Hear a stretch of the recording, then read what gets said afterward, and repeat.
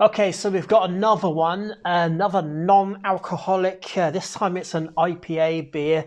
It's from Fox's Rock, which is brewed at the Pearse Lyons brewery. So yeah, Fox's Rock non-alcoholic IPA up next.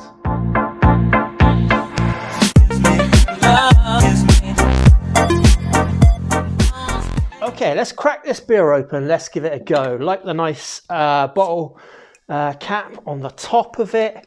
Let's see what the beer does on opening.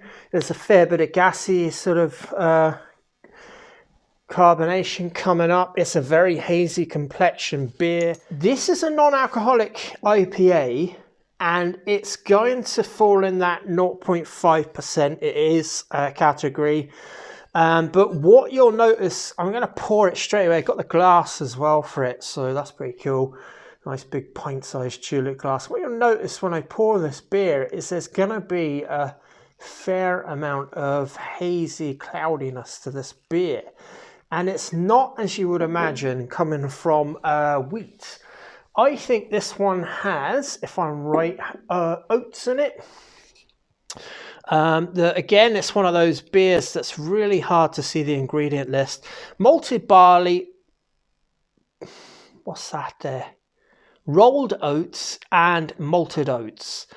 Two different types of oats in it to give it body and to fill it out, to give it that extra bit of protein. The protein helps it. Same with these German non-alcoholic beers. They have a bit of body to them.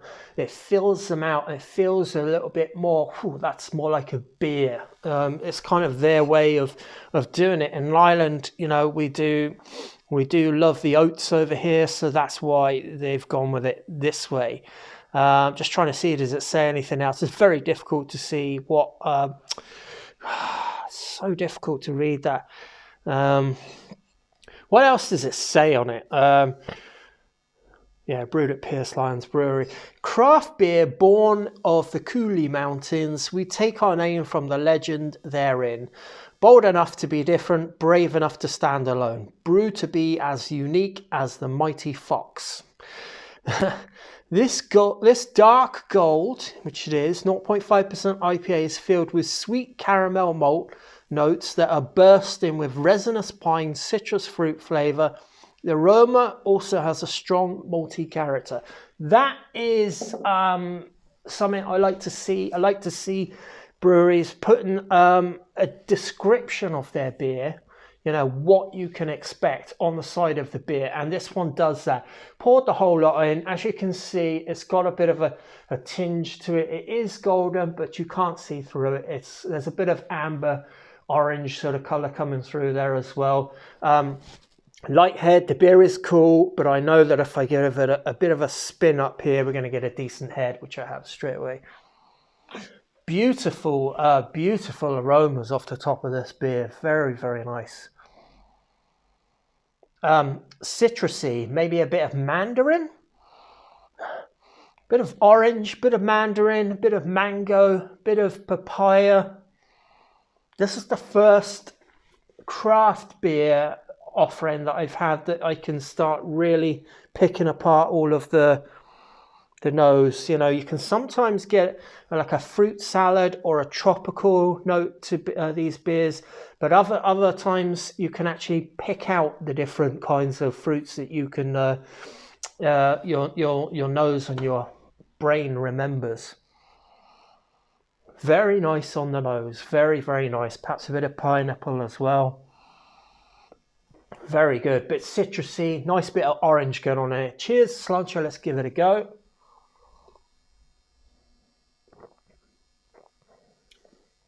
A lot of like a citrusy sort of grapefruitiness, but I'm pleased to say that the grapefruit doesn't go on to, you know, dominate the beer. I had Brewdog's Punk AF the other day, and that one had that lingering grapefruit that just stays in your mouth and resonates, sort of hums in your mouth for hours after you've drunk it. This one sort of tapers off, which is kind of nice.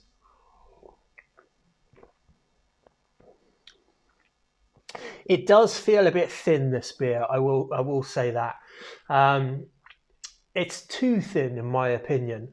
Um, it has kind of like a watery element to the beer, where I think they could have added wheat to it to fill it out a little bit. It feels like it could do with a bit of tweaking in the process of how they've made it alcohol free.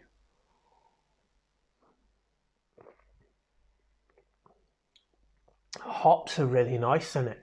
Hops are nice in it, but if you can imagine, like the hops are here, and they sort of walk towards the edge, and then it's just like you're looking over a cliff, and you just fall straight off. The hops finish, but then nothing else takes over. Carbonation does a bit of a malt thing going on, but because it's a lot of oats in here, they're not particularly malty in any particular direction. It feels like it just falls off really suddenly. I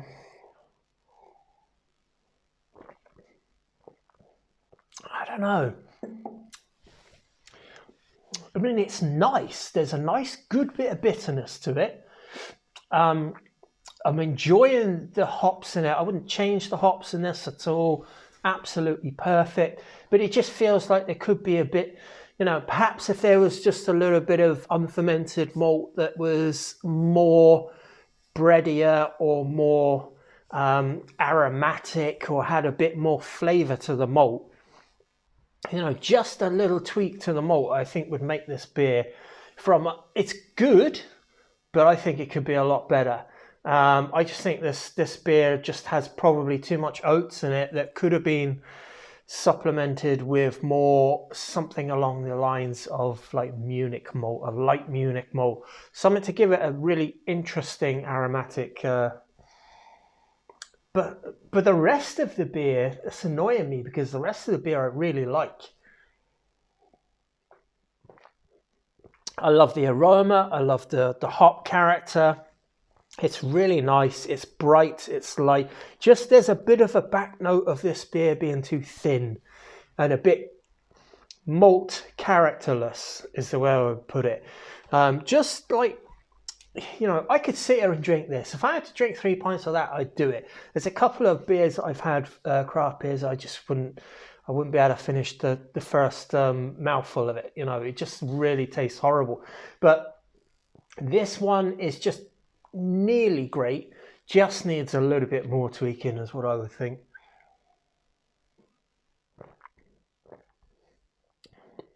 In the summertime, I think I would enjoy that even more because it's lighter. There's such a really nice, bright, fruity, hoppy character to this.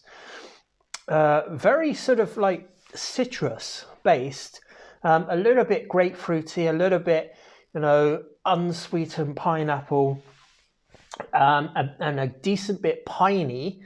But again, it just you get that really a nice initial burst of hops, and then it just tapers off because there's not much body to the beer and not much malt character to the beer to sort of balance those hops out. And it just comes off a little bit watery, not really watery, but that's just like in that direction, and they're just a touch too thin. But still a decent offering. I'm pretty impressed with that. This is a really cheap beer as well. You can get this for under €2, so not bad. And I definitely give it a go. It would be part of a series of non-alcoholic beers that I would drink over a night. I probably wouldn't want to keep having this same beer over and over. I'd probably say, it just feels like it's missing something. I know it's missing the alcohol, but it also feels like it's missing malt character. Anyway, cheers, sláinte. It's on to the next one. Bye.